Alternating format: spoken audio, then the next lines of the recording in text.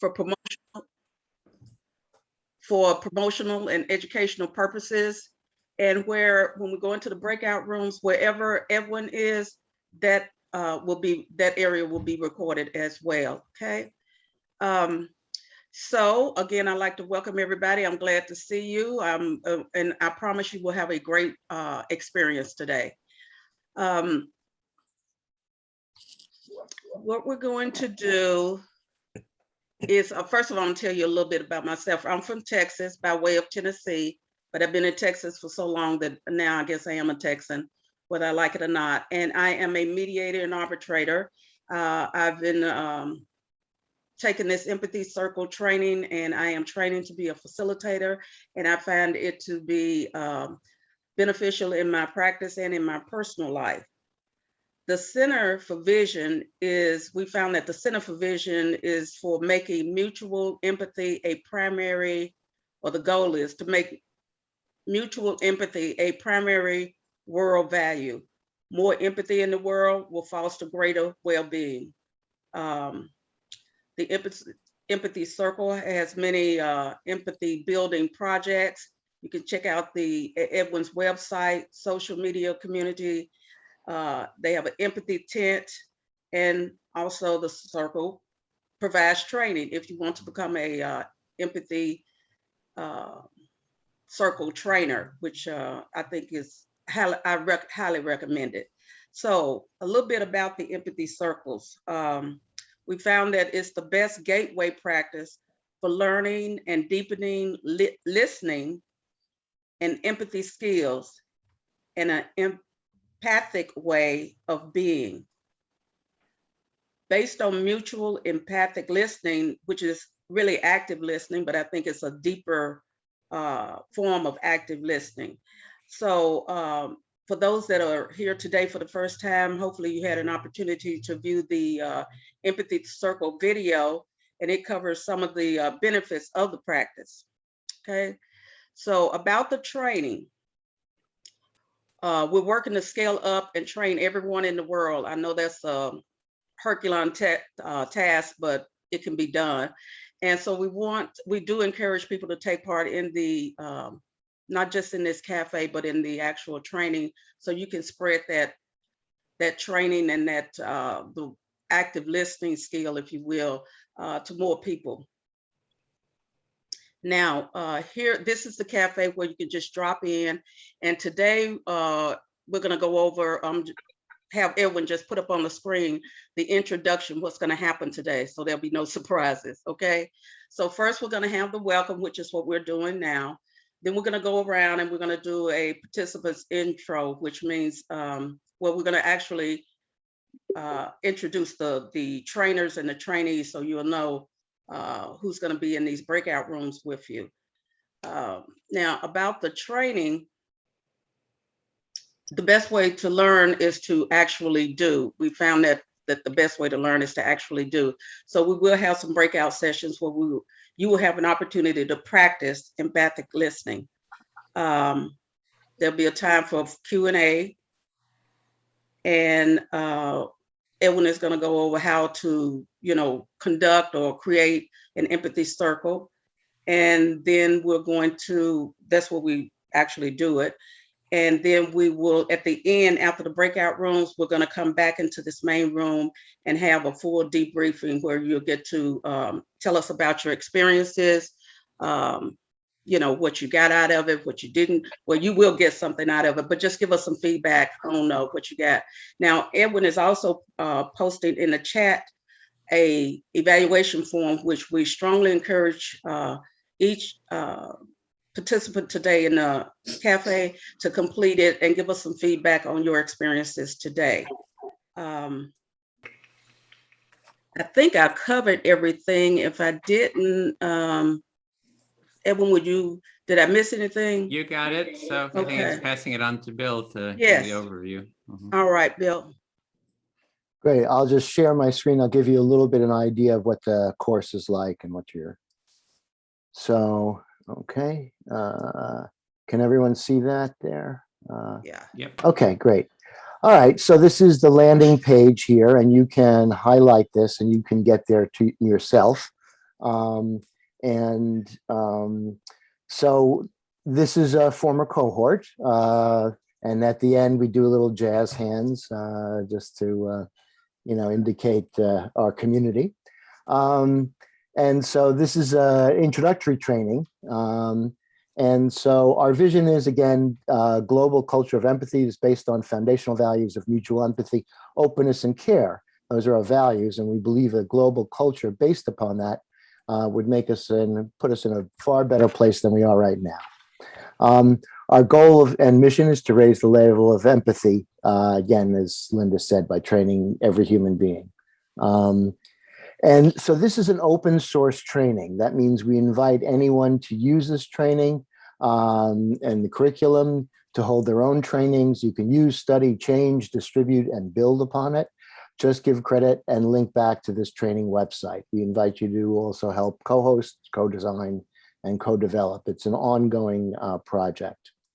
And again, just to let you know, just want to emphasize, this is foundational practice. This is very simple. And in this, actually, there are other empathy practices and trainings and stuff. Those are fine. If someone does this or takes this, though, that makes those trainings more effective. And that's what we mean by foundational. There's no cost to take part, but you can donate if you wish. The information is right here. You're getting started right now. This is the first step. These are these training introduction cafes where you get a sense of the basics and you get an experience of an empathy cafe. If you decide to become a facilitator, there's a 2 Empathy Circle prerequisite, just so you're familiar with the basics. And this counts as one of your circles. You can also, besides coming to another introductory cafe, you can also hold an empathy circle with your family or friends or anything like that. And that goes on the honor system. The time commitment is quite important. So this first training, facilitator training, consists of 5 sessions of 2.5 hours each, and it occurs once a week. If you decide to take it, please, really commit to the time, because our training is based upon a certain amount of people in the rooms and allocating time, and the time is very closely allocated. So sometimes things come up, and that's understandable, but please, as much as possible, if you decide to take it, please be there, at the time and complete the training. Each cohort is an ongoing series that repeats every 5 weeks. Right now, we're holding them on Saturdays and Mondays at 10 a.m. Pacific time in the US. And you can take it once or multiple times. Basically, the training is designed to give you a basic idea, some challenges, and then depending upon your own learning style and skills as you go along, you can take it many, many times if you want. It's all free. And some of our best facilitators, really took a slow path and are just excellent. So please feel free to do that. And we want to build a supportive community. And part of the training is empathy buddy calls, where you'll kind of pair up with a fellow trainee or facilitator trainee, and then have a buddy call. There's an email list. So hey, I have I want to do this and introduce the empathy circles at my work or my group.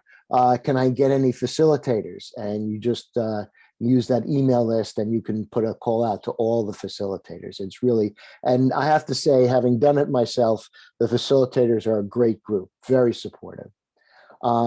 Here are some signups here. I won't go too much, but you can kind of click over here or over here. And the 12 or 13 is either on Monday over here, you can see. So 13 is on Mondays and 12 is on Saturdays. Okay. Here are some of the other sessions. I'll go over a course. The first session is a culture of empathy, where we talk about the values. That's the difference that makes between a cult and a culture, is that there's some values about that. And as again, we talked about empathy, openness, mutuality, and care. And those are the three. And you may have some other ones, and that's fine too. But in that vein. Then in the second session, we actually give you some practice in facilitating.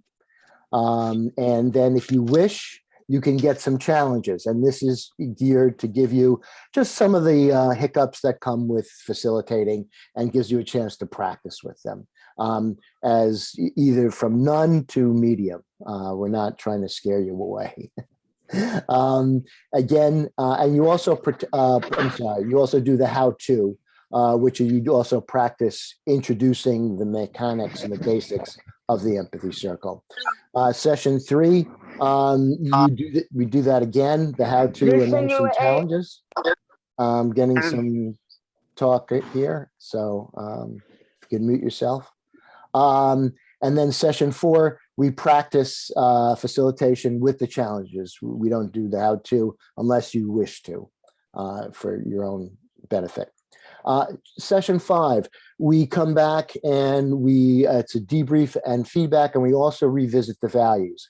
We talk about the values, you experience the training and what the empathy circle does, and then we revisit the values to see, how is your perception of those values changed? How have they been embodied or not? Edwin does fantastic job as far as references. You can find everything much more about here. You can kind of click on these things, get some more information. Here's the how-to empathy circle if you want to do that and, double check on that and tips and things like that, as well as Edwin has done hundreds of interviews with other people who've written books and been leaders in the empathy movement. And so here are some of the links here so that you can find out. So anything you want to find out about empathy, you can. Okay. And I invite any of the trainers if let's see. Yeah. If I missed anything, and then I'll pass on to Edwin. Just that you want to do Q&A, just open it for Q&A. Oh, okay. I'm sorry. Yeah, I forgot that. All right. So are there any questions about anything that I said or something that's happened?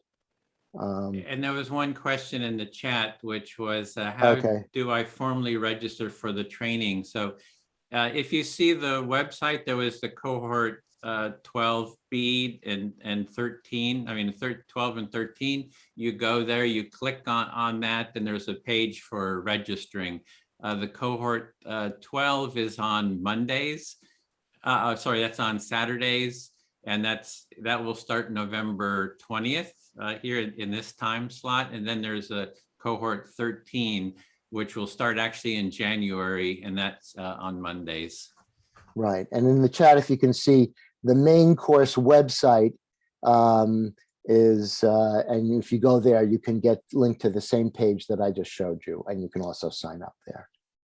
And TJ has a question. Yeah, TJ? Yes, hi, Bill. Hi. Question is, would you please repeat what you said about the process for introducing this practice at your job and how you could get someone from this group to come and support that effort? Sure. Well, if you want to do something like that, actually, I do a Thursday session on introducing empathy circles in schools. I'll give you that information in the chat later. But you can adapt that for your job. In other words, you may not have 2 hours to do that. And so, but there's a link to all the facilitators where you have an email, and you can find that on that HTTPS bit.ly e-course. You'll find the link to that, I believe. Oh, yeah, I would just put it in again. And then if you, say, hey, I need some facilitators, and you send it out to that link, all the facilitators will see it. Did that answer your question? Yes, it did. Understood. Thank you. Sure. Okay. Yeah, I Dwayne. can just mention, mention that we have, if you organize an empathy cafe, and I organize a bunch, I just put out a call. I said I need facilitators. So we've had up to 80 people in an empathy cafe I put out a call, get 10, 20 facilitators, and then we have the cafe, and then we have breakout rooms, and there's a facilitator in each empathy cafe, every circle. Yeah. Yes, Dwayne, you had a question. My question is having my camera on during the process important? Is it required? And is it also required during the training session? So having your camera on is preferred because it provides for more context and communication. It's not required. We try to be as inclusive as possible. Sometimes, for instance, we have people with very bad internet connections, and to conserve bandwidth, they turn off their camera, but they can speak. Or even sometimes we've actually facilitated. We don't want to use the chat as a regular thing, but in extenuating circumstances, we'll actually use that. So it's better if you can, but if you have a strong reason why you don't, then we try to accommodate you. Does that answer your question? Yes, thank you. Okay. I feel fully heard. Sure. Okay. Okay, any other questions? Okay. I just put my information, I'll just put that there for your reference. If you're interested in finding out, that's my email and when I hold these Zoom sessions. Other than that, I will pass it to Edwin. Yeah, thanks, Bill. So next we're going to just look at a 6-minute video on how to take part in an empathy circle. This is sort of the minimal instructions. Let me bring that up. And if you've seen it before, sorry to have to show you this again, but it's good to see it multiple times. And let's see, movies. So this is just the basics of part before we go into a circle. I'm Edwin Rutch, founding director of the Center for Building a Culture of Empathy. I'd like to welcome you to this short presentation on how to take part in a basic empathy circle. So next, let's look at the step-by-step how to take part. An empathy circle starts with 2 to 7 participants. Here on the screen, we have 4 participants, which I find is an ideal number. There are 4 basic roles, and the roles rotate among the participants as the empathy circle unfolds. 1, the speaker, is the first person to speak. 2 is active listener who actively listens to the speaker. There's the silent listeners, they quietly observe and witness. And the facilitator who organizes, schedules, and hosts the circle. They also do the timekeeping, and they have some experience with the process and help keep participants in the process. However, everyone has the responsibility to hold the process and the practice. So to begin with, the facilitator will start the empathy circle. They welcome the participants. They lead introductions if the participants don't know each other.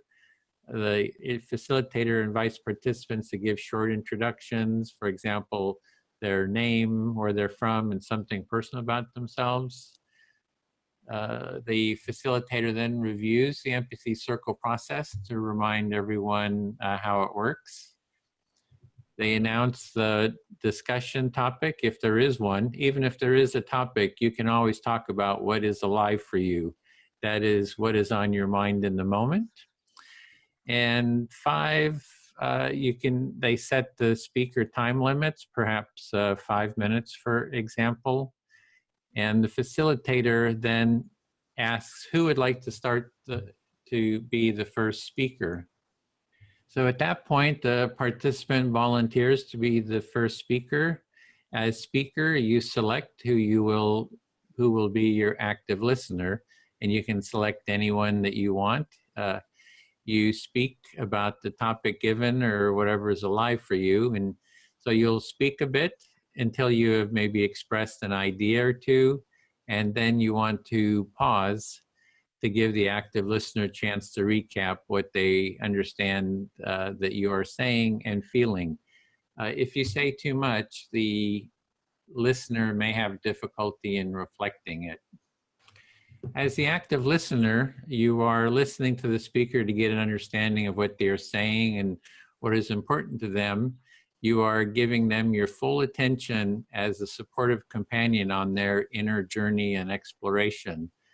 When the speaker pauses, you recap your understanding of what they said and how they feel by reflecting the essence of that in your own words.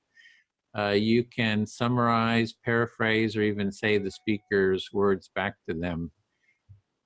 Even though you may have a strong impulse to respond with your own ideas, judgments, analysis, advice, and sympathy, or even questions, resist the impulse to do so because these common responses block the speaker from moving along their internal journey.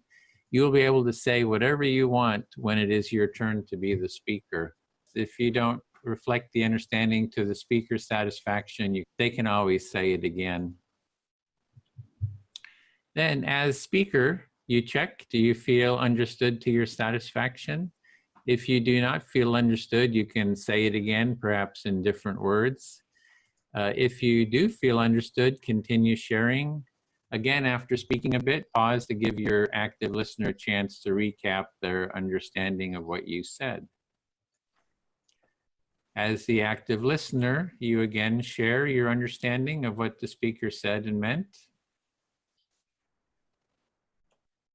The cycle of speaking and reflecting continues until you, as the speaker, do not have anything else you'd like to say, or until you get a signal from the timekeeper. If you get a signal from the timekeeper, then finish up what you're saying in a sentence or two. After you get a final reflection, you can end your turn by saying something like, "I feel fully heard," or something like that to indicate you are done with your speaking turn. At that point, the roles then rotate. The active listener becomes the speaker. The person they select becomes the new active listener. For everyone having equal time, it is good to select someone that hasn't spoken lately, but it is your choice. The others in the circle become the silent listeners. This process of taking turns in speaking and active listening continues for whatever time is allotted for the empathy circle. And this was just a very short introduction. The best way to learn the practice is taking part and doing it. There is more in-depth material on taking part in an empathy circle and facilitating one at empathycircle.com. Thank you for listening. Okay, so next we're going to go pass it on to Kathy, who's going to model the empathy circle practice in a fishbowl. Okay, great. So if the trainers will raise their hands. Dean, I see you're here. You can raise your hand if you want. Others who've been here a few times, Dwayne, TJ, if you want to raise your hand. And so I will be the first, on the screen. I will be the first person to listen. So who would like to be the first speaker, those of you who have your hands raised? Linda. Oh, you're muted. Okay. I'll be the first speaker. I want to speak on how wonderful it is to have grandchildren.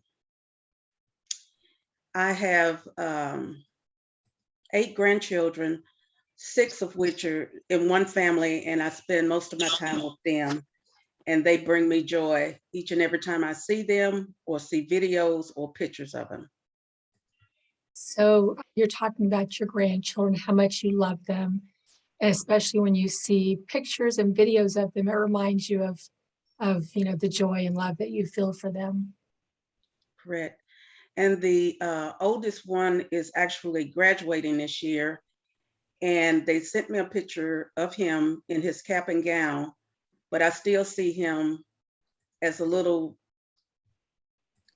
toddler trying to climb up the stairs. Mm-hmm. So the oldest one is graduating, but even though he's older, you still see that young toddler crawling up the stairs. Yes, I can't believe it. And so I just want to share with everyone that having grandchildren can be better than having children, because all you have to do with grandchildren is just enjoy them and enjoy their presence. Yeah. So grandchildren can be better than having children because you just get to enjoy their presence. Yeah. Great. Thank you, Linda. Thank you. I feel fully heard. Oh, good. Edwin, I forgot to do timing. Are we just doing like 1 minute each right now? 3 minutes. Oh, okay. All right. So it's my turn to speak because I was the listener. And let's see, raised hands. Dwayne, would you like to listen to me? Yes. Okay. Let's start the timer. So it's good to be here again. It's good to see familiar faces, people that keep coming back, and it's good to see new people. Yeah. Kathy, understand what you're saying. It feels good to be here. You're happy to see familiar faces, new faces, and you're really just happy to be here. Yeah, definitely. And I'm modeling pausing so that we put out an idea or two and stop so the reflector doesn't get too lost in everything we're saying. So I'm going to pause again. You're demonstrating, modeling what takes place in the empathy circle from the active, from the person who's speaking, the importance of pausing and allowing the person who's the active listener an opportunity to hear what you're saying. Right, yeah. And I tend to get excited sometimes when I'm talking about something. And so I run on, and then I remember, oh, I got to pause. But you as the reflector can also ask me to pause or, raise your hand, hold up. It's when you're speaking, you have a tendency to get excited, energized about what you're speaking to or speaking about, and so it's okay for the person who's listening to raise their hand and to encourage you to pause so that they can reflect back what you're sharing. Yes, I'm going to demonstrate something else, and that is if somebody missed something that you said, you can let them know, I want to tweak that a little bit, or there's something I want to add, and that is that it's not often that I talk a lot and go on, but sometimes I do and I forget.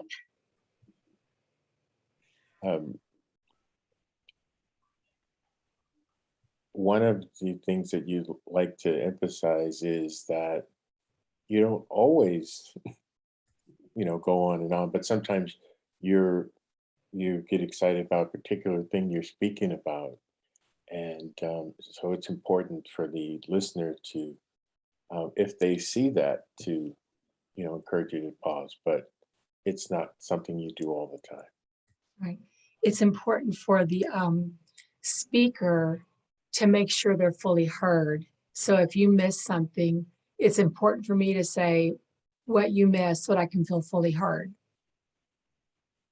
It's important that the person who's speaking, after they finish speaking, feels fully heard. So it's okay to point out if the active listener missed something. Yes, thank you, Dwayne. I feel fully heard. Now it's your turn to speak and choose somebody with their hand raised to be your reflector. Okay. I would like to ask Larry to. Yes, Wayne. I'm going to share a little bit about part of my personal philosophy about life. Dwayne, I hear you saying you'd like to share a little bit about your personal philosophy of life. Yes. And this is a portion of my philosophy, and that's I choose to always learn from my past experiences in life. So I hear you saying this is a portion of your experiences, and you like to learn from the past events in your life. You like to learn from them. I choose to plan or prepare for my future experiences in life.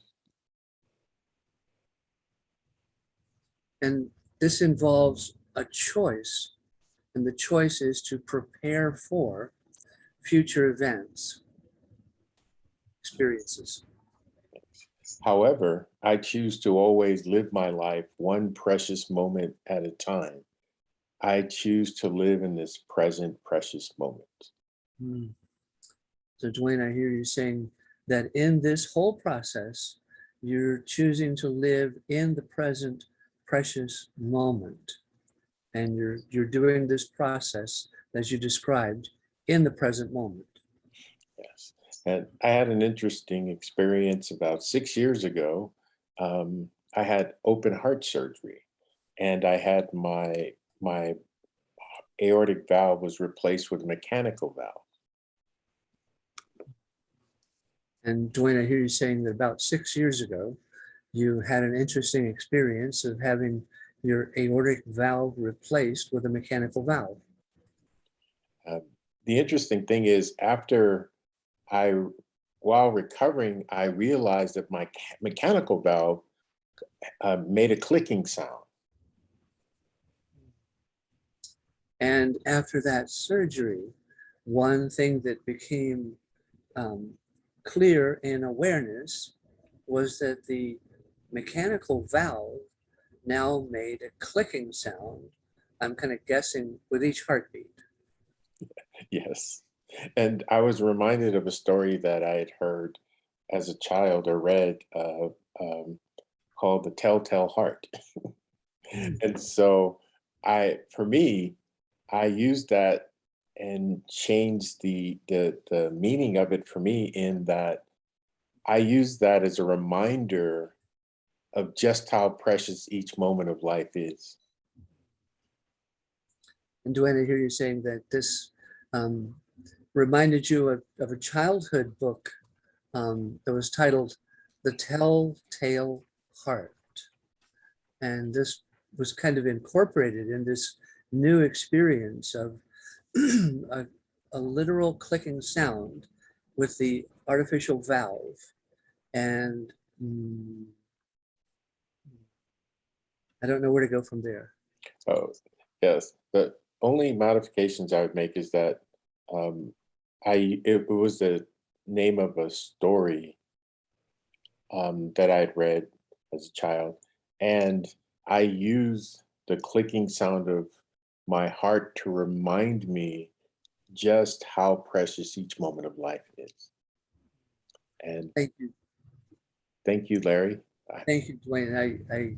I hear you saying that story that you read in childhood, this new experience of the clicking heart, reminded you of that story and how precious every moment of life is. Thank you, Larry. I feel fully heard. Great. I'm going to take a teaching moment real quick. When I wave my phone or put up my time sign,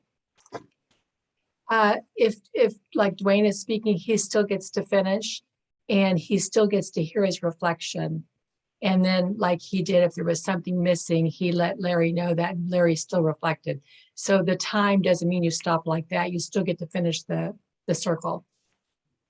And so we want to go into the circle. We want to go into the circles. Everyone has the experience now. So thanks, Kathy, for that demonstration, leading the demonstration. So I'm going to put in the topic here. The topic is, why are you interested in empathy circles or empathy in the training or anything else that's alive for you? And you'll have 4-minute turns. And we have 4 groups. The first one, Bill will facilitate. The second one, Melissa will facilitate, supported by Larry and Dean. And then we have Linda will facilitate a circle, and then Kathy another. And we have 6 people per group. It's a little bit larger than usual, but sometimes people drop out, so we don't want to end up with not enough people. And you'll see you'll have 4-minute turns, and we're going to go for 1 hour, about 1 hour, and then I'll send a 10-minute notice before we close. We'll close and we'll come back here and have a full group debrief. So see you in your rooms for a little bit of practice. And I'm here with you, Bill. We're staying in the little group. Okay. Let's see here. There's 6 of us here. Yeah. So. Okay, so we're all here now? Yeah, Janet, I think we'll be moving to a different room once she hits the button. Oh, okay. Oh, there it is. Okay. All right. Well, we can get started. Again, I'll just repeat the topic. Why you're interested in the empathy circles and the training, or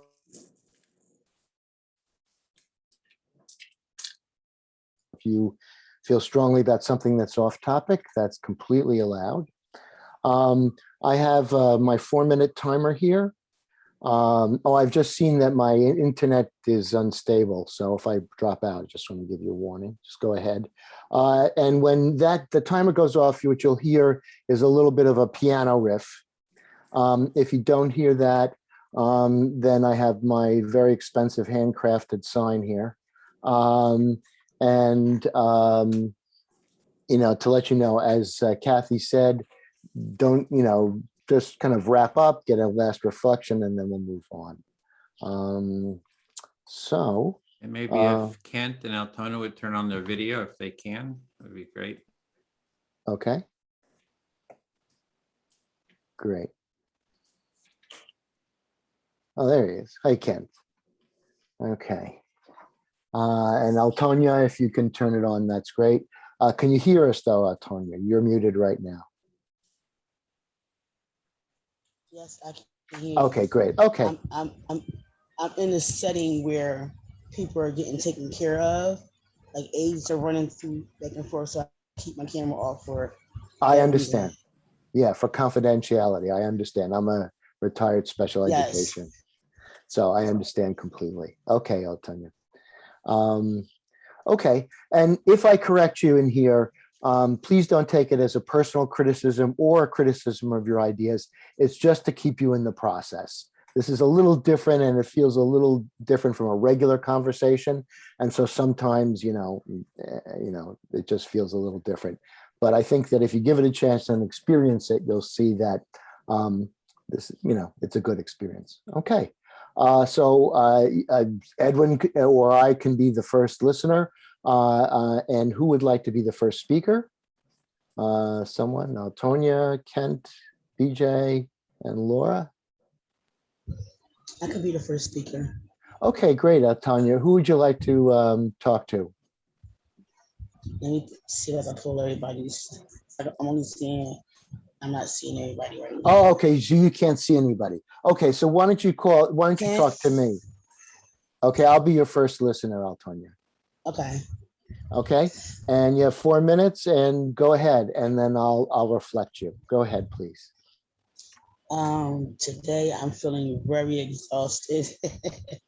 Okay. I don't quite know why, but maybe because I was up all night trying to get my breathing together. I had a really bad asthma attack yesterday, and the whole day I had a difficult time breathing. I was on my nebulizer. So you're kind of trying to get yourself together here. Yesterday you had a really tough asthma attack, and so your breathing is not quite back to what you would like it to be. And so you're sort of kind of recovering right now. Yeah. I had to take a series of tests. They found a nodule on my right lung, so put that on top of the asthma just makes it hard for me to breathe sometimes. So I'm a little nervous about that too as well, because cancer runs on both sides of my family. Oh, so in addition to your asthma, they found a nodule in one of your lungs, and cancer runs in your family. So you're feeling stressed out right now, really, worried. Yeah, and I'm trying not to worry. Sometimes when you project into the future, it just adds additional unnecessary stress. We don't know what's going to happen in the future.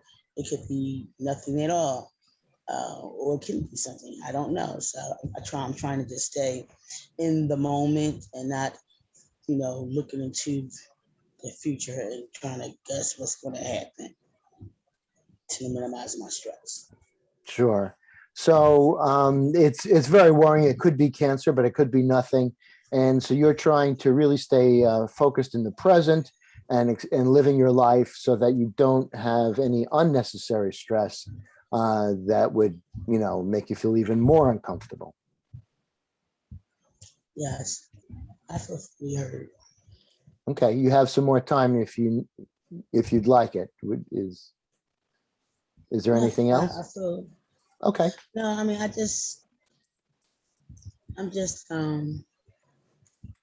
I'm excited to be here, even if it doesn't sound like it, I am excited to be here, and I'm just excited to sign up for the training so I can really start doing this work with other people. Yeah. Okay, great. So you feel heard, and you're excited about the training, and you're excited to bring this work to other people in your orbit. Yes. Okay. Thank you. All right. Bill. Sure. My pleasure. All right.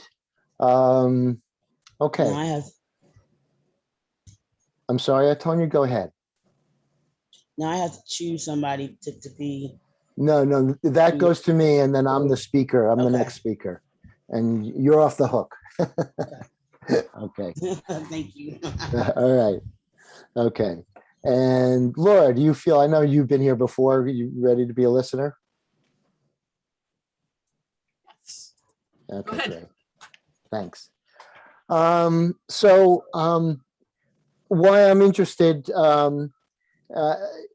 this stems from, I'm a retired special education teacher, and I dealt with a very intense population. I'll stop there. So what I'm hearing is, and please correct me if I'm off the track at any moment, is that you are a retired special ed teacher and you dealt with some very intense times with some of your students, I guess.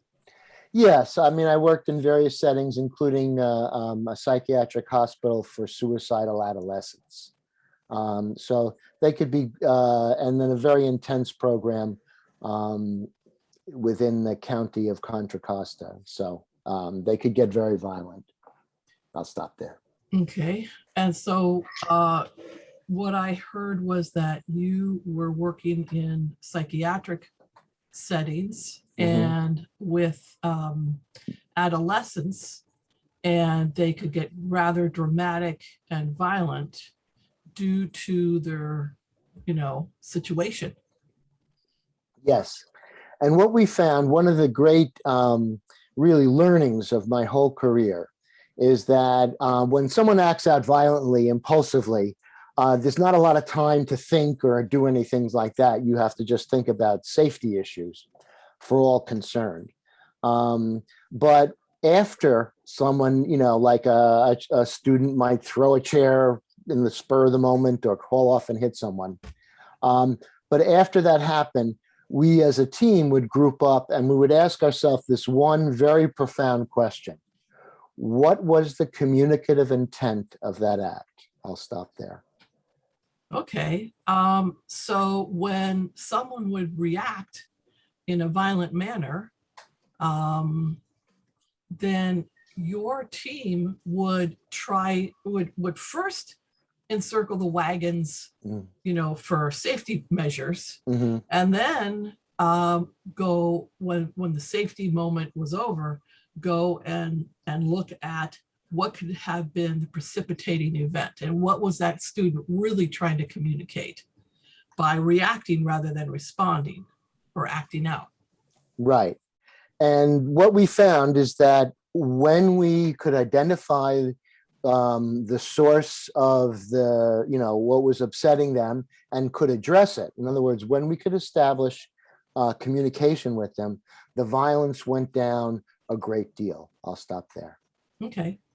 So I believe I understand that when you address when you and your team addressed the underlying issue that this student was expressing, and you found that the violence and the reactionary behavior went way down. Right. Did I get all that? Yeah. Okay. Right. Yes, sure. And so, and that told me the profound power of being heard, that there isn't an impulse just simply to destroy or to do this. It's all in the service of being heard. I'll stop there. Okay. And what you understood from this situation is that you and your team felt that the need and desire to be heard, truly heard, was one of the things that could profoundly change behavior. Yes. And my time is up, but I'll just simply say this, is that, so the reason I'm interested in empathy circles, because if students practice this in school and could proactively be heard, it would reduce discipline problems a great deal. And then I'm done. Thank you. Thank you. So is it my turn to pick somebody and talk? A last reflection, if you could. Oh, sorry. That's right. Oh, I'm sorry. So can you repeat it? Because Sure. I thought you were just... That's what it is. Yeah, it was a gray area. Yeah, it's okay, Laura. And so what I'm saying is that if students could, in the first thing in the morning, listen and make each other feel heard, it would reduce behavior problems in schools. And that's it. Okay. So what I'm hearing is that you believe that if students could, first thing in the morning, truly listen and truly be heard, that it would lower reactionary behavior and violent behavior throughout that day. Thank you, Laura. I feel fully heard. Okay. Your turn to speak. Let's see. BJ, are you up for that? Yes. Okay, cool. Okay, so my the reason why I am interested in practicing empathetic listening and active listening is for my own personal growth. One of the things, so I'm just going to leave that. I'm going to pause there. Okay. I think what I heard you say is that one of the reasons you're interested in this forum is for your own personal growth. Yes. And one of the things that I reflected on this week is blame and the interaction between blame and responsibility. And I'm going to pause there. Okay, I think what I heard you say this week, you have been reflecting on the process and specifically blame and responsibility and how those two intersect. Yes, perfect. And so what I noticed is that when a person blames someone else, then they are negating an opportunity for their own personal growth. If they blame somebody else for their own behavior or their own reaction in a situation. I'll pause there for a moment. Okay.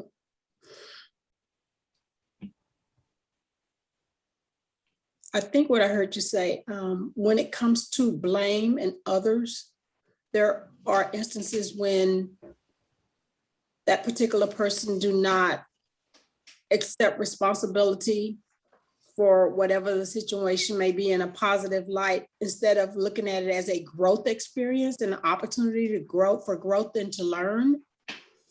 They're looking at it in a different light, which is not always favorably. Right. Thank you. So, and it might be that the blame is separated by, percentages. Like, I'm not 100% to blame for this situation, but maybe it's, 60-40 or 80-20 with another person. And, but if I look at the button and not the button pusher, then, I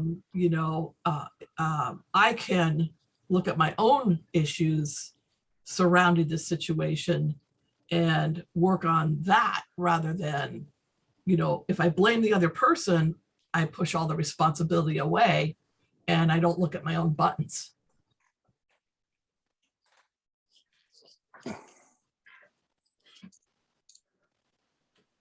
Okay, I think what I heard you say is that when it comes to blame, again, it may be a little challenging to look at your perspective rather than accepting that it could just be you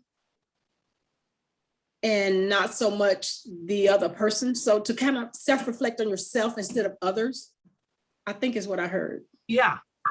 And even if that's by a percentage, like nobody's responsible for any situation 0 and 100%.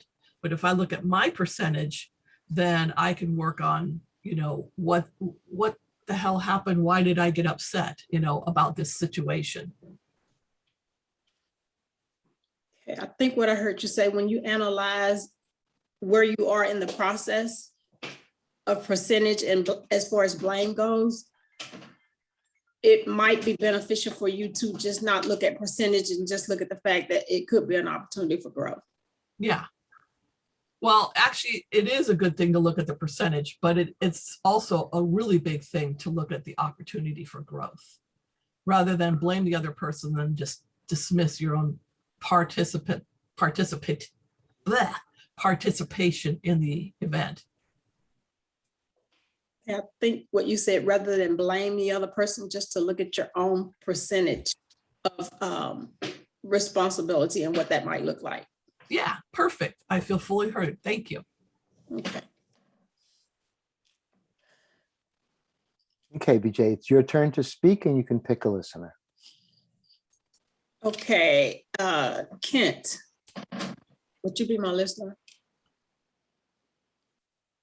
Okay, I got unmuted. Okay. Okay, why am I participating in empathy circles? There are several reasons. Number one, it is one of my core values in my life that I live by.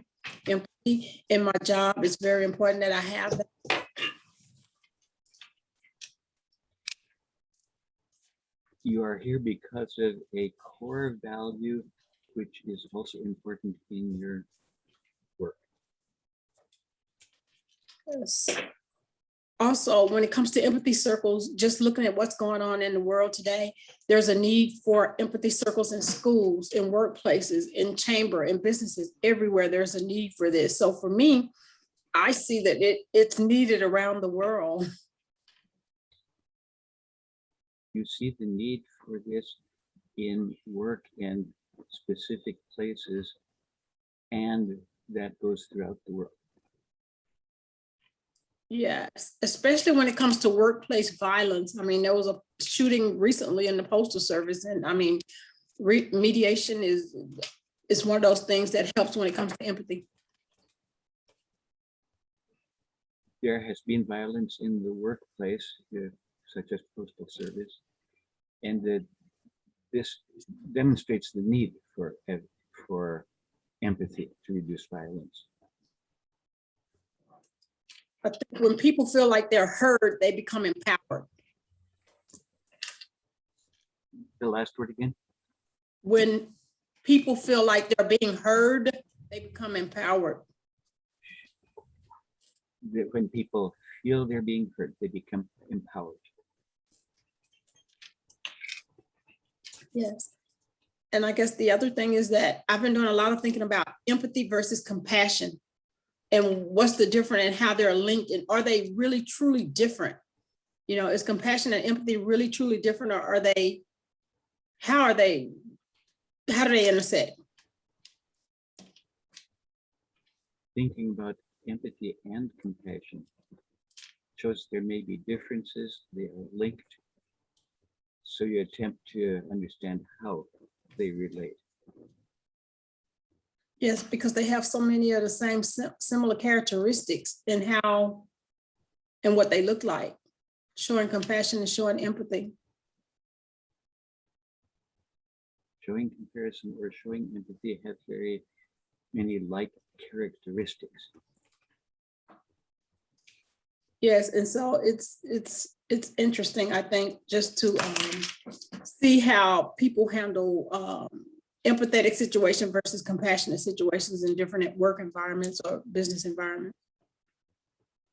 It's interesting to see differences in empathetic or compassionate situations in a work environment. I feel heard. Thank you. Just a quick check-in. Janet just joined us. Were you in another circle, or did you just come, just join us just now? No, I was with TJ, and I forget the other woman's name. I keep getting disconnected. Okay. And so then I just logged everything off and tried to log back in. Okay, again. great. So you're in room 4, so I'm putting you back in there. 4? Yeah, that's Yeah, with Thank TJ you. and Kathy. So I think I just sending you to that room. So hopefully, yeah, it sounds like she has a little technical problems. Okay, Kent, go ahead. I think Edwin is the one who is left to be the primary listener, right? Mm-hmm. Yes, I will listen. I'm here, this is all very new to me, because empathy is a primary thrust in my thinking. I write a blog and it basically turns around empathy. So you write a blog and you write about empathy. So it's very central to what you're doing. And it challenges me because I have to have empathy for readers, including those who might disagree. And empathy is a bit of a challenge because you have to be able to, if you have readers who disagree with you, you have to be able to empathize with them. So that's sort of a challenge for you. My great shortcoming or difficulty in the process is having patience. So you would really like to have more patience because it's sort of a shortcoming for you. And how that fits in, of course, is that if I'm impatient, I think that's a giveaway because I'm not having empathy for the other party. So it sounds like you're impatient in your blog and you're with the people there, and you see that as a sign that you're not empathic. In trying to overcome weakness, I'm always looking for some evidence of a good response. And you're trying to look for good responses, and that's kind of a way that you can shows that you're overcoming your weaknesses. And this particular session, which is a new process to me, is teaching me about listening. I haven't really done this much direct listening in the past. So this is a good practice for practicing listening because you haven't really done this much listening in the past. So maybe so focused and concentrated listening. Thank you. I feel very well heard. Okay. I'll speak to Altona. Are you there? Yes, I'm here. Okay. Yeah, I thought there was a lot of interesting topics, and this one about empathy in the schools, I think, is really important. I think we do need more empathy in all the schools, that it's really a core foundational practice in schools. I think it would be revolutionary if we had that. What I hear you saying is that there was a lot of interesting things being discussed in the circle, particularly about the schools, having empathy in the schools. And we feel like if empathy circles are being practiced in the schools, it'll be revolutionary. Yeah, it's like all the students learn how to do empathic listening with each other, with their teachers. If there's a conflict, like out in the playground or whatever, that the students would say, hey, we have a conflict, let's have an empathy circle to discuss it, you know. So it'd be a sort of the go-to practice for addressing any sort of conflict. What I think I hear you saying is that one of the benefits of having empathy circles inside of schools is that the students will be able to identify situations where they can utilize empathy circles instead of doing something else during a conflict. Yeah, and also for personal support, I'm sure there's a lot of stress, a lot of anxiety, a lot of loneliness, sense of not belonging. And if you're in an empathy circle and you're hearing, being heard, it really connects. You just feel connected. And with that connection, students can learn so much better when they don't have that stress. So I think it would do an immense help for just learning in general. What I also hear you saying is that empathy circles can be an opportunity for students to learn about themselves and each other.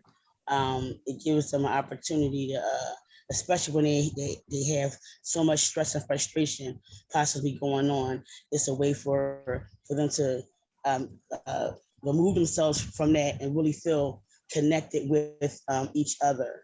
Yeah, exactly. And then the other part was, there was a question about empathy and compassion. And there's so much confusion about definitions. People use the words very differently. I mean, even for empathy, there's so many different ways people use the words. But generally, I see empathy as sensing into all experiences, the full spectrum, like the positive, the negative, you name it. You sense into the fullness of someone, where compassion is usually addressed. It's sort of like empathy towards suffering. How do you deal with people who are suffering? Because usually compassion is defined as being related to suffering.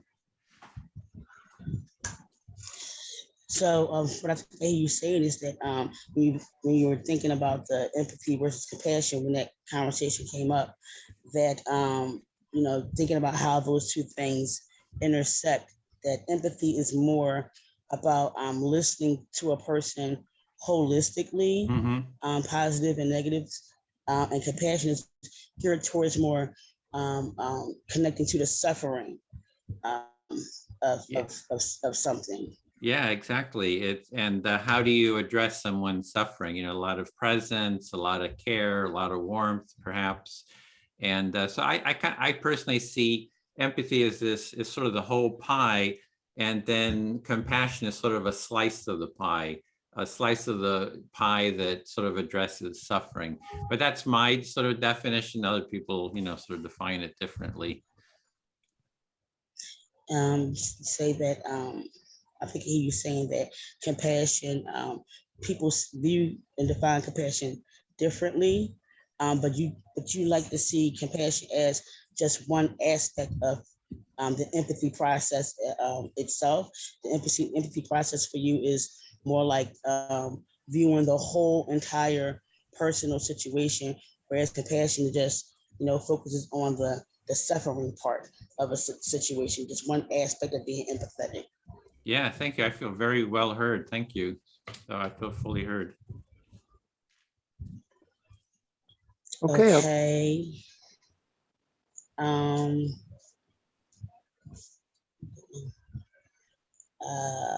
Laura, would you be my listener? Absolutely. As soon as I could get mute off. I was hearing what Edwin had to say, and I was actually sitting here jotting notes. I felt like the same way, just listening to all the interesting conversations, and I really connected to a lot of what everyone was saying. So what I hear you saying is that you were listening to the points that Edwin was making, and you really connected with a lot of it, and you found it very interesting. Yeah, you know, I feel like that when Kent was talking about being impatient for him is like a sign of not showing empathy. It made me reflect. I could be very impatient sometimes, and it made me reflect on that. Specifically, I have an aide right now who is kind of combative, and it's been really difficult trying to communicate with her. And I've become impatient these past few days with her. So what I hear from you is you were reflecting on what Kent said about, you know, using impatience as a kind of marker for where you are on the empathy scale, to realize that I'm starting to help catch yourself. Like, I'm not being empathetic, you know, I'm being frustrated or impatient or something else. And, you know, you're reflecting on how that is helping you become more empathetic. Right. So I also connected to what you were talking about with responsibility, taking responsibility in a situation. And I always had a model that you're 50% responsible, you're 100% responsible for 50% of the relationship. So I try to use that. So when you were talking about that, I was thinking about that particular model that I have and that I share with my clients, so that it helps me stay accountable for my own actions and behaviors, but not take on the responsibility of somebody else's actions or behaviors. Wow, I can see your insight about, you know, being 100% responsible for your 50% of the relationship, and, you know, how that is helping you stay accountable for your behavior, your responses, rather than reacting, or in some cases a reaction. Right. You know, I think that these empathy circles, I mean, the more I come to them, I'm always learning something new or gaining a new insight. And I'm hoping as I get all my staff trained and we begin to utilize these processes in every aspect of our work, that you know, some of these same insights begin to appear for those that are using it and participating in it. Wow. So what I'm hearing is you want to get your staff trained in this skill so that they can, you know, perform better with clients. Yes. I really liked when BJ was talking about empathy and compassion and how those things intersect. And I love Edwin's interpretation of compassion being a part of the empathetic pie. I think I agree with that. With empathy being like the whole, you're looking at the whole aspect of a person, because it gives somebody the opportunity to share all parts of themselves and not just one part of it. Yeah. So what I believe you're saying is that you liked Edwin's definition of the of empathy being the whole pie and compassion being one part of it, but you still want to you know, imbue your aides with both, so they can use that either skill to the best of their ability. Yes, again, I'm just really enjoying this process, and I can't wait to take the training. I'm really, again, I get rejuvenated every time I participate in one of these circles. Wow. So what I hear is okay, we're getting time, but what I hear is you're feeling rejuvenated for being validated for everything you're saying.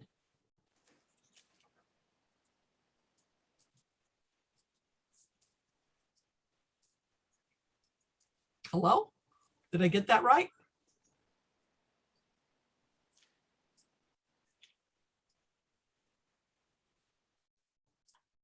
Can you hear us, Altonia? You're not muted, but we can't hear anything right now. There we go. Oh, there we go. Yes. Sorry. Yeah, I jumped out. Okay. Did you feel heard in that last reflection? I did. I felt fully heard. Great. Okay. All right, Laura. Okay. Let's see. Edwin, would you be my listener? Mm-hmm. Thank you. Yep. So one of the things that I really enjoy about this is the fact that you want to bring it to schools. And I think that's a great idea, personally. I agree with Bill that, because I have a son who was in special ed, and I agree with Bill that it will very much lower the incidences of violence or rage amongst students. You really appreciate the intention to bring empathy circles to the schools, because you just agree that it'll just help reduce rage and all the issues, problems in the schools. Yes, that, and also I believe there is a bill, and I can't remember if it's being signed right now or if it's just being reviewed. I believe there's a bill about teaching children about abnormal psychology, like anxiety, depression, what they look like, what are the symptoms.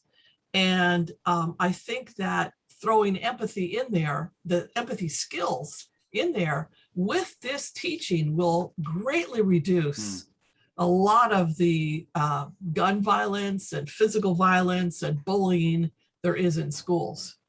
And so it sounds like where you're living, there's a bill that would bring in sort of teaching about issues like anxiety and stress and these sort of issues, and sort of combining that with empathy circles, you just think would be very sort of effective or powerful. And seeing may have some excitement about that, I'm hearing.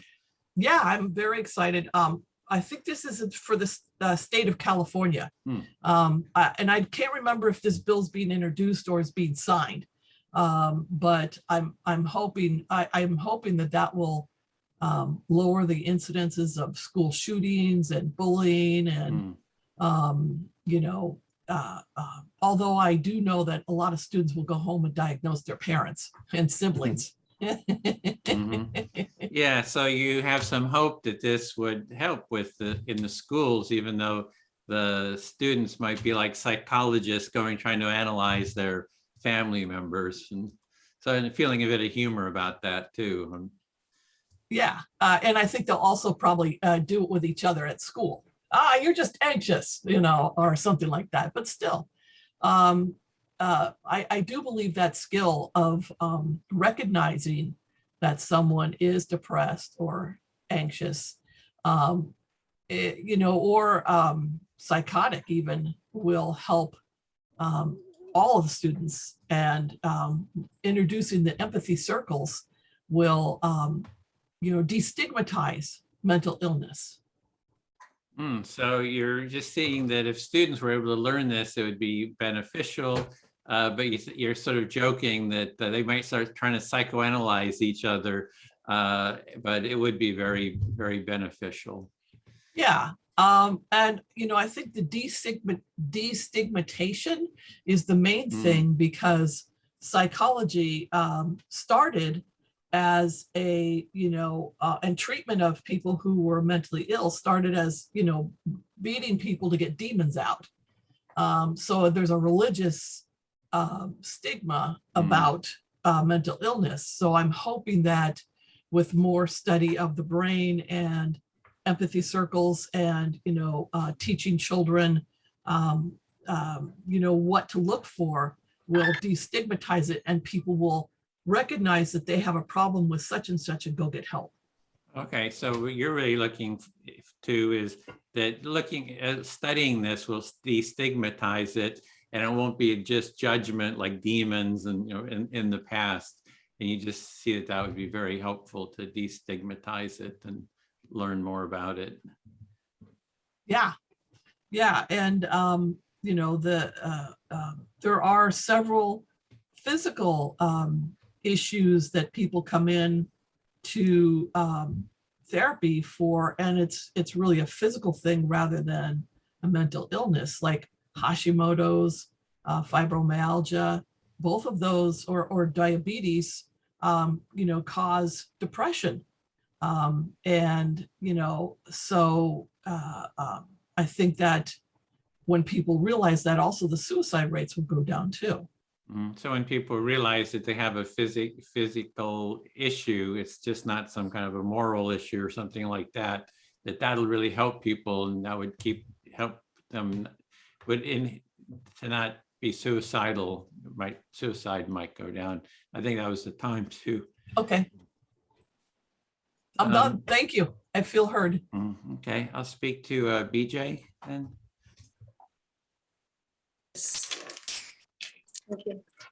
Okay.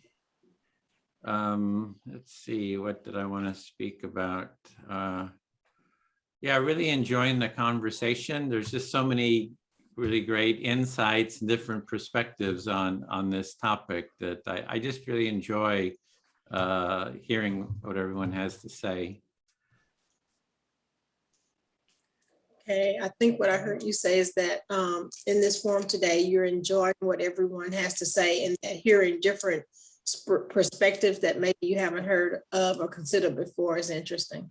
Yeah, and one thing that came up for me was, Altona talked about her work, and Kent is talking about his blog, and these are spaces where we have conflicts with people. And I always see the way to address the conflict is to invite the people into an empathy circle. So if Kent's having a problem with his blog, someone in his blog, say, hey, how about we have an empathy circle to discuss it? Or in your work environment, hey, let's have an empathy circle, or even in the schools or wherever. So it's, instead of blaming and shaming, it's invite people into a mutual listening dialogue. Okay, I think what I heard you say, when it comes to this process and empathy, there's an opportunity to invite people in to listen to each other, which could reduce conflict. Yeah, or take conflict and kind of work it through. It's a way to work it through. It can inhibit, if you do it like in a work environment to begin with, it can kind of catch conflict before it escalates. But then once there is conflict, you can use it to sort of work through the conflict. Okay, I think what I heard you say is that it would be an opportunity to catch the conflict before it escalates, and to just be able to sufficiently manage it, not just sweep it under the rug like it does. Exactly, yeah.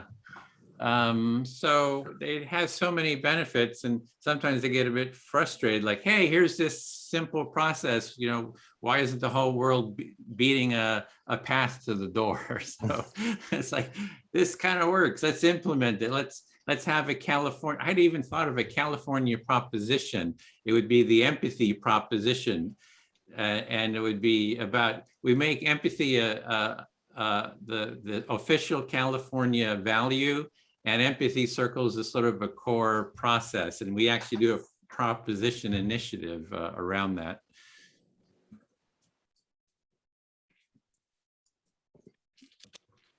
Okay, I think what I heard with excitement is that it would be great if California had a proposition that would be considered empathetic circles with the values of facilitating empathy circles all around the country, all around the state of California.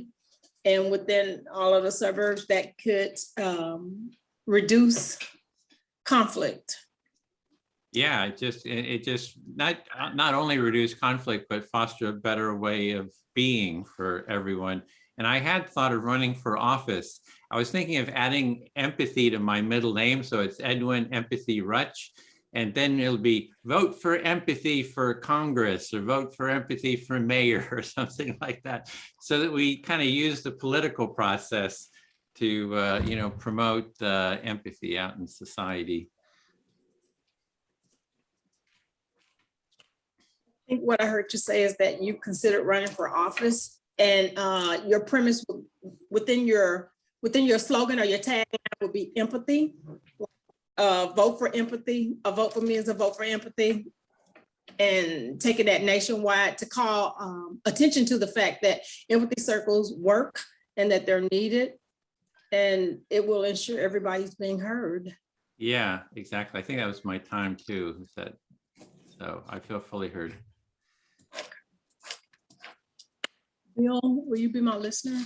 Sure, be happy to.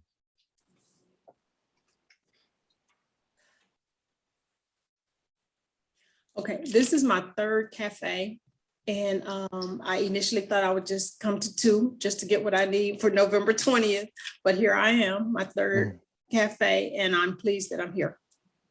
So this is your third cafe. You thought you would just take 2 for your prerequisite, but you're happy and you find yourself here and enjoying yourself. Yes, and I actually thought I was a better listener. I thought I had the active listening skills down, and I got slapped in the face. No, I have a long way to go. There's so much, I was a little full of myself. So you thought your listening skills were pretty advanced, but when you kind of, I assume, came here, you found that there's a lot more to learn. Absolutely, and for me, it's really important to be a good listener. In my profession, I'm a mediator, and you have to be a good listener to be able to hear what is not being said.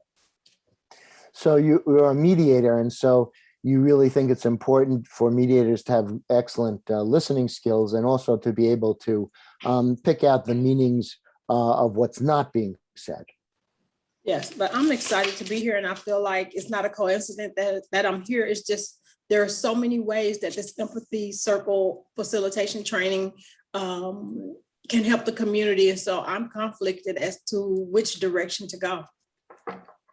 So you're finding a lot of value in this practice. You're excited about it, and you're a little bit conflicted, though, as to how you would then employ the skills or the empathy circles. You're looking at which direction to go.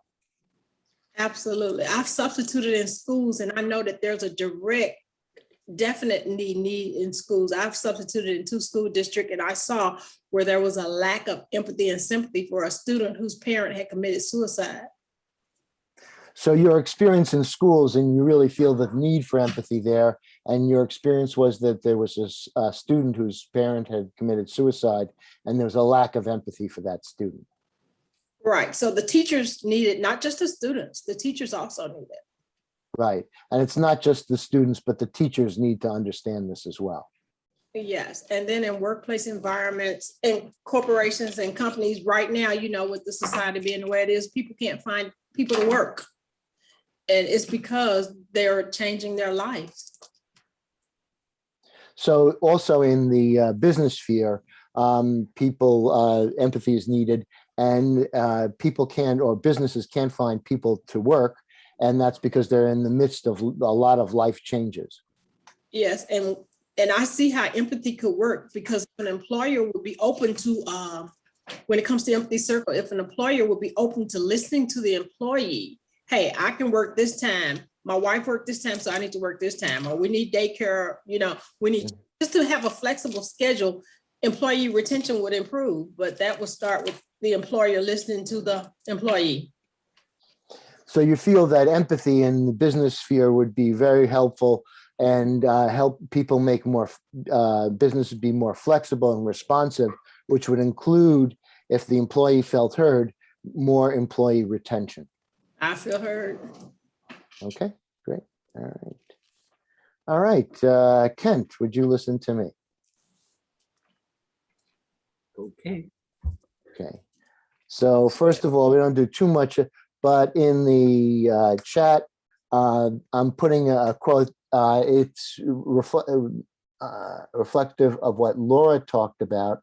This is not a bill, but it is a direct quote from the California Department of Education about social emotional learning. I'll stop there.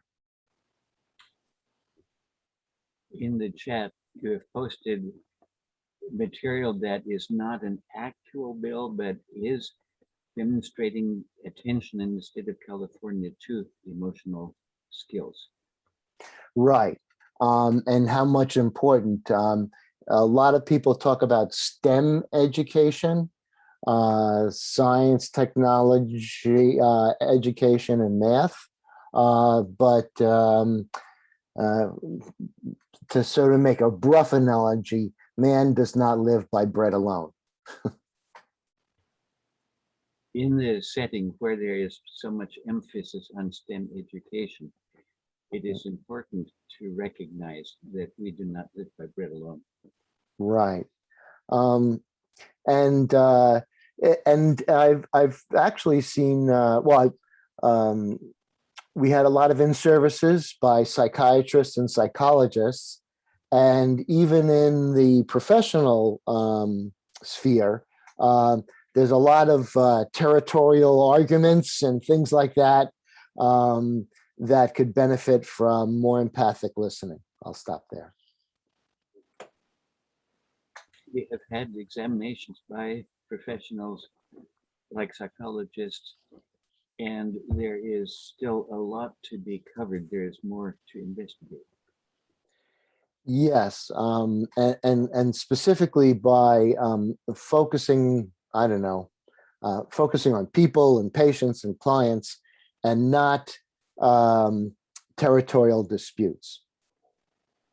We should focus on people rather than science, and not on, territorial disputes. Yeah, and I love what everybody is struggling and thinking about here, and I hope to that these circles are supportive of that. And if I can be of help, I'd be happy to be supportive. I'll stop there.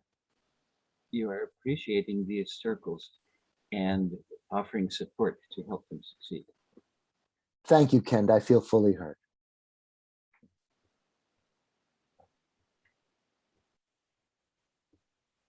Has everyone been up twice as listener? I think so. Well, I don't know if everyone twice, but yeah. Shall we try BJ? Sure. Okay, she's unmuted already. A radical thought came up already, and I would phrase it this way. What if politicians during campaigns would be empathetic?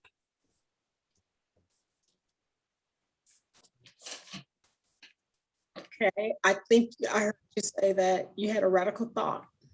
What if politicians considered using empathy as a means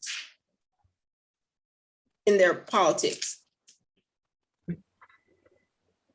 There is so much combativeness in the way politics is staged.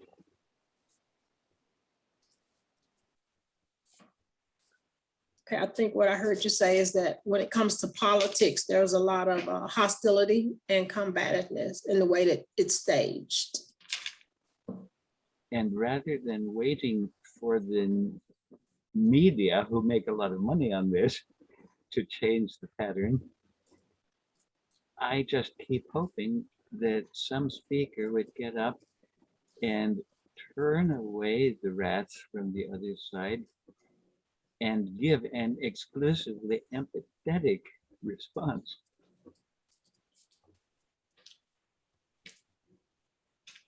I think what I heard you say, rather than waiting on the media, wouldn't it be interesting if someone during an outstanding moment would give an empathetic statement or comment or speech.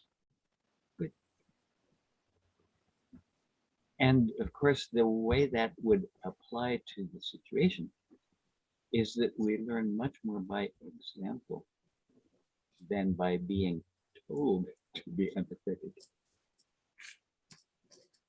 I think what I heard you say is that it would be an experience where learning by example would be the teacher. I feel well heard. Thank you.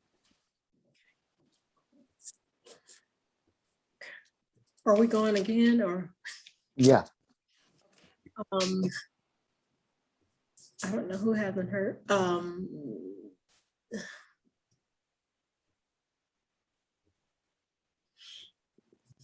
You pick your, Laura, will you be my listener? Did you say me? Yes. Okay, sure.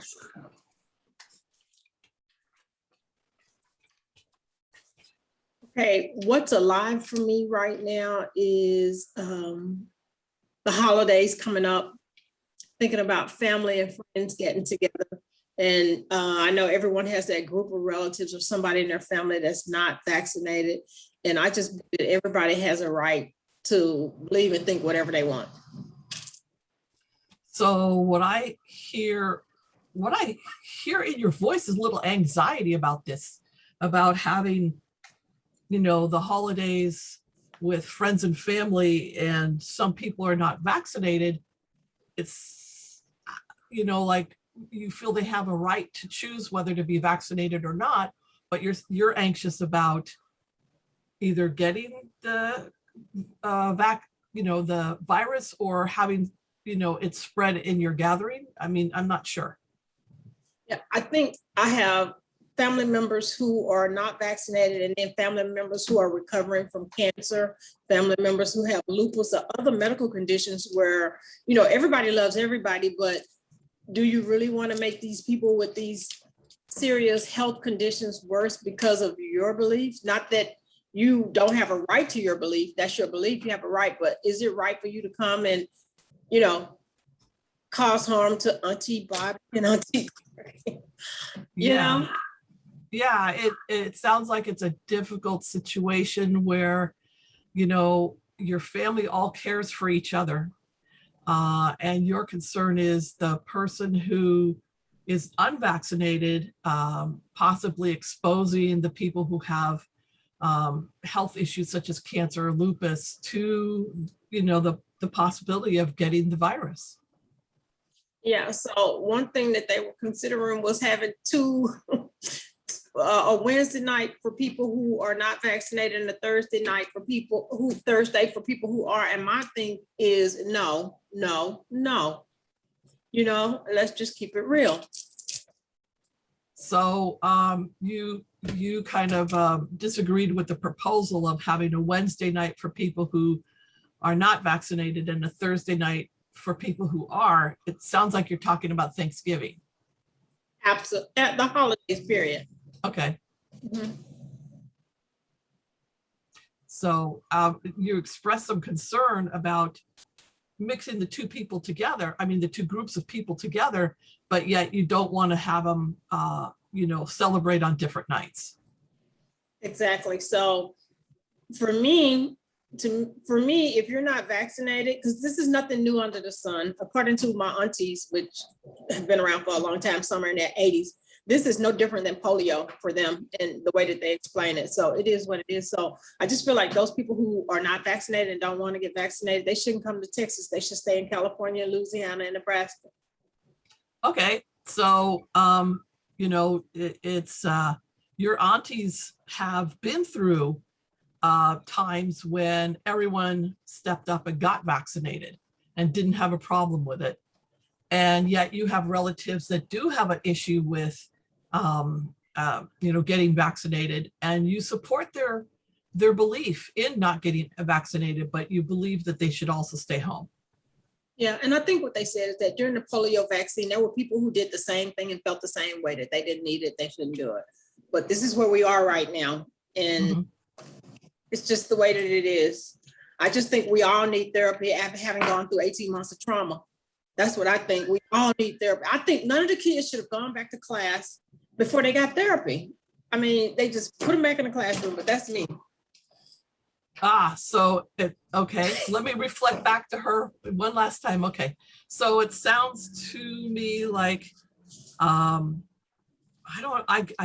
thinking I hear some frustration in your voice and helplessness in your voice around this situation of putting kids in school after 18 months of trauma and not any therapy, and people should, and there was this same kind of situation as people resisting being vaccinated during the polio epidemic.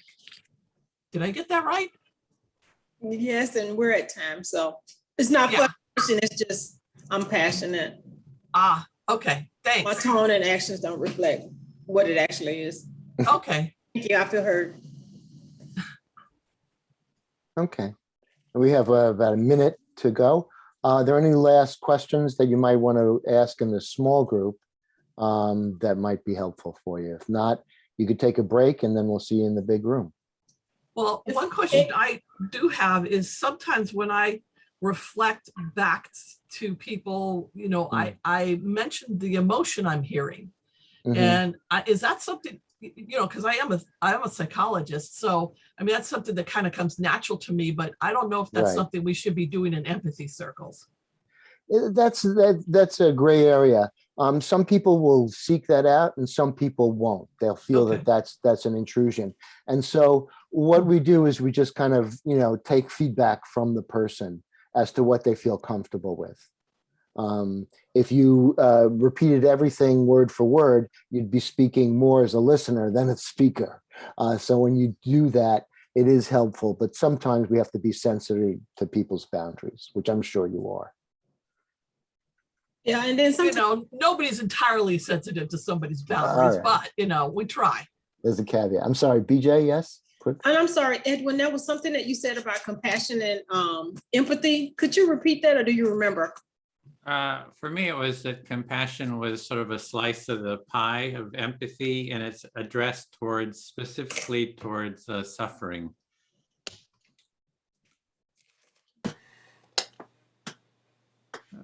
Okay. So, I have a question. Just quick. I'm wondering if we have various people with various backgrounds and various ideas. I'm wondering if, as a whole, there could be something created, like specifically for schools, or specifically for someone was mentioning the students learning different things about mental health and weaving empathy circles into that. I'm wondering, as a whole, if we can, kind of like dissect different areas people are focused on and figure out how we can weave empathy circles into those various things.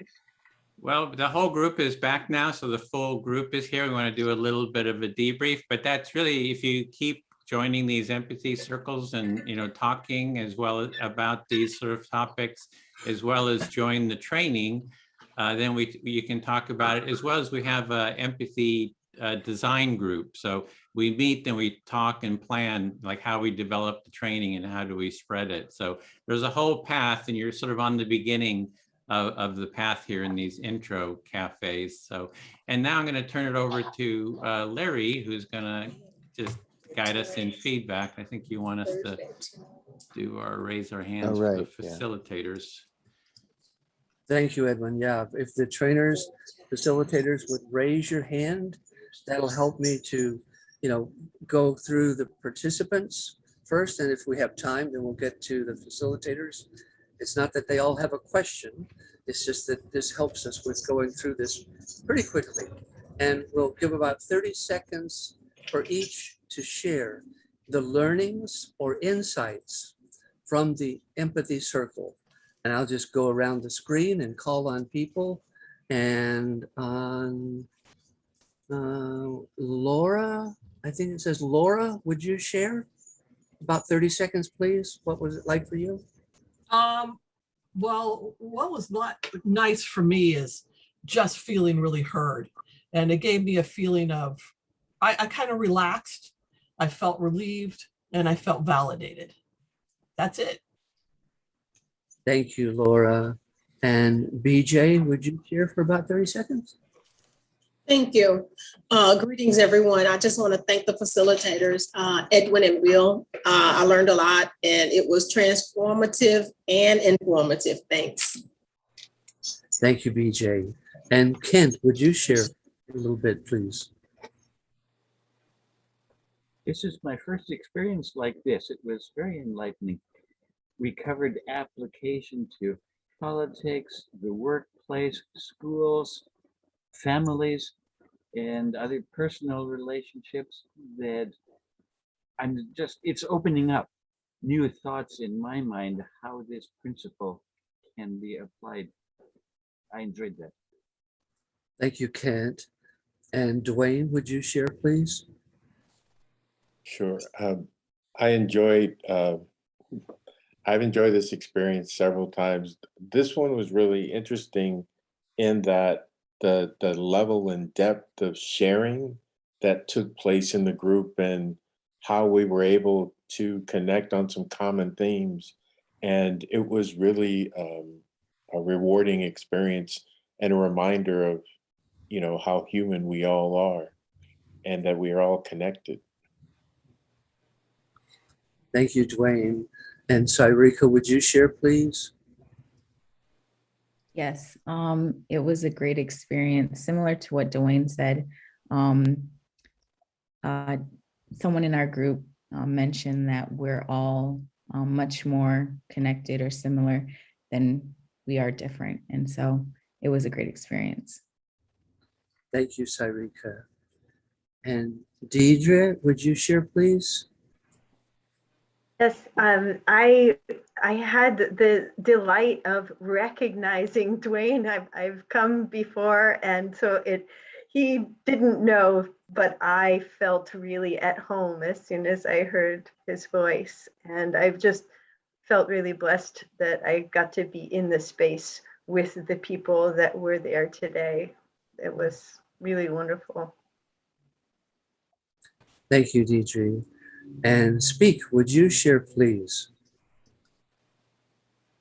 Yes, sir, I wouldn't mind. This is my second time around, and the more I come to these, the easier I realize it is. It's kind of overwhelming at first, but the more that I participate, the more that I do, I'm finding it very helpful and educational. So, thank you, Speak. And Norma, would you share, please? I found it a bit intimidating because of my accent, because I'm Irish. So, a couple of times I had to restate what I was saying. So it was, for some reason, I was very conscious of it, but I found it very nourishing. Thank you, Norma. And TJ, would you share, please? I was just reminded just by the practice how you really have to work hard to be an active listener. And you're either an active listener or you're doing everything else. So, yeah. Thank you, TJ. And Nicole, would you share, please? Yes, I want to echo Norma. I found this very nourishing, and I'm deeply appreciative of my group members. I was also surprised again at how much and how deeply a group of relative strangers can share in a short amount of time. And that was a really wonderful experience. Thank you, Nicole. And Ty, would you share, please? I guess I would say that it's a wow for the group that I was in. It took me back to a place where I didn't even realize that I was not being as active a listener as I'm supposed to be, but it was really refreshing just to listen as all the participants spoke. So I'm really excited and I'm happy. This is my first time being on a workshop like this in a long time. So thank you guys. I really did enjoy it. Thank you, Ty. And Altonia, would you share, please? Tanya,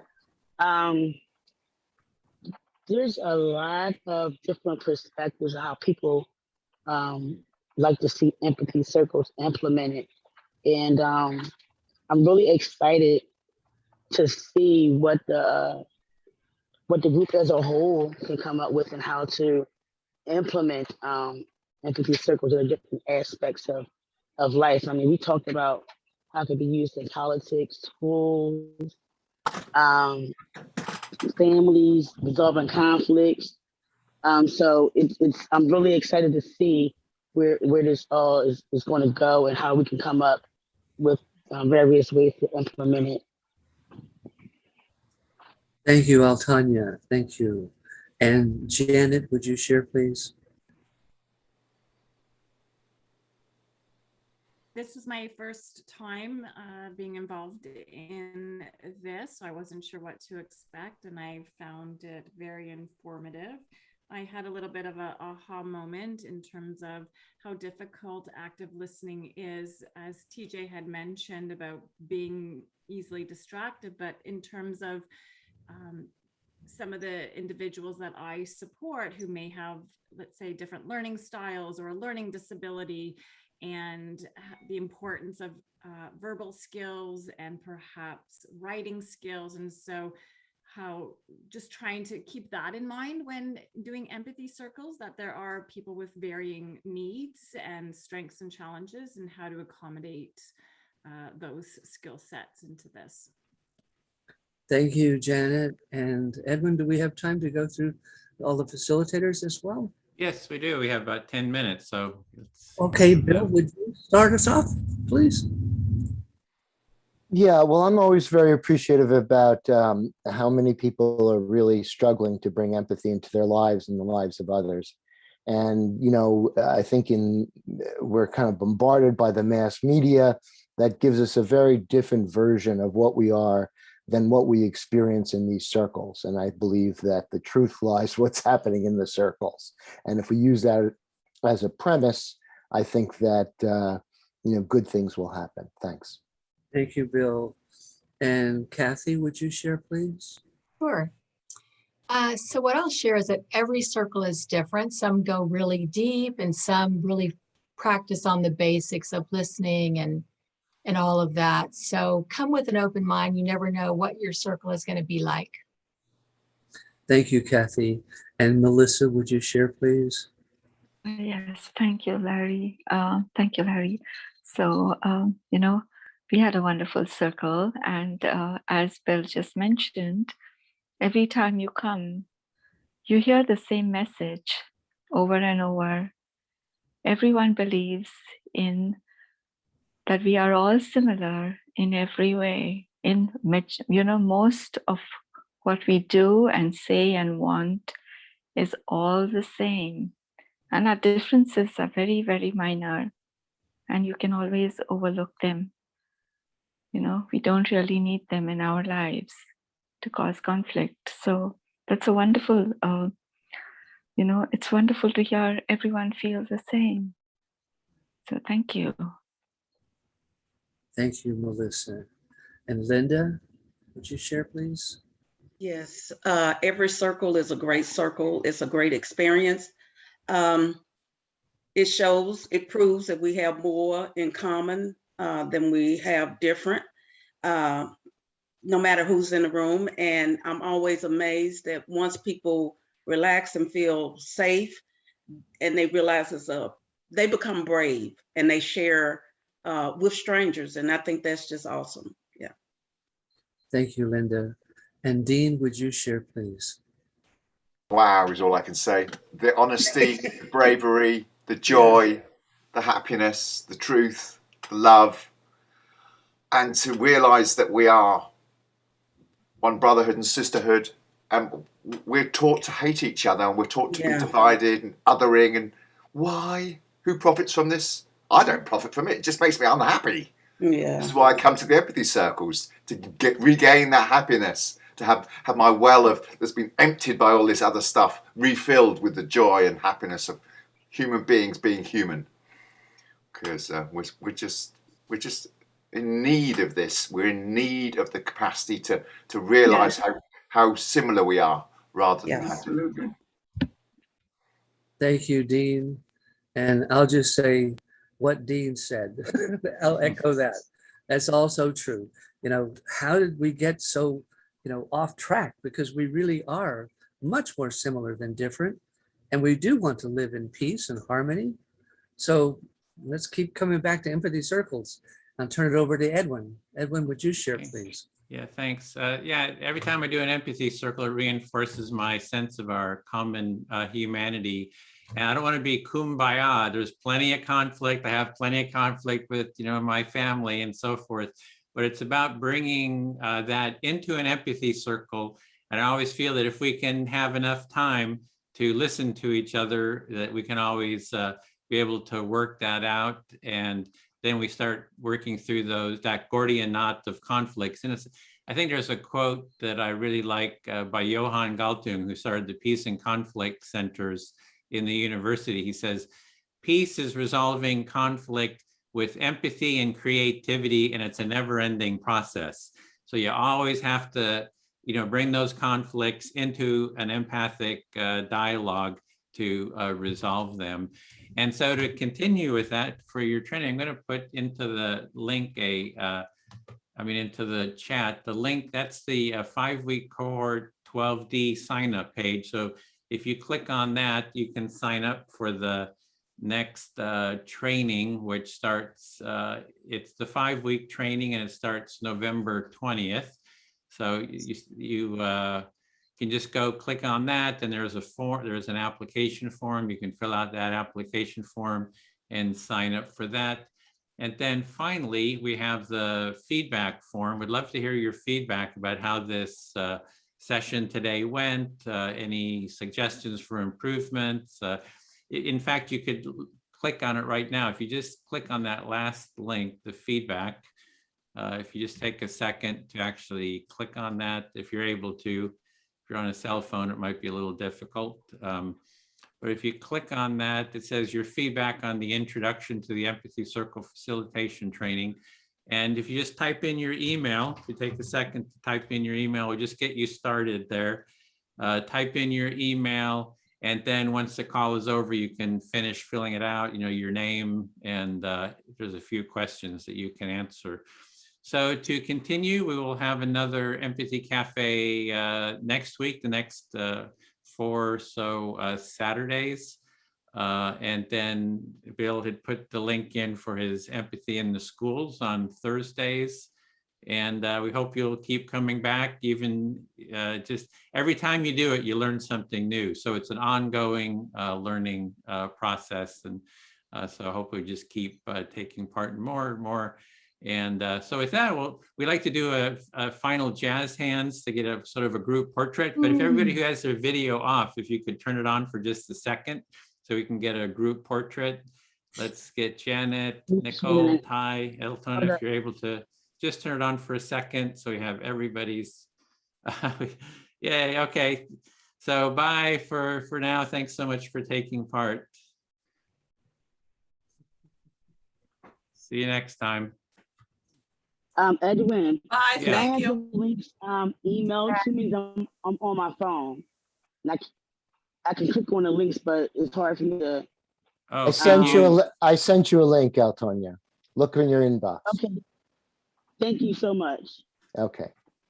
Great. Thank you. Bye, Bye, all. Sarika. Bye.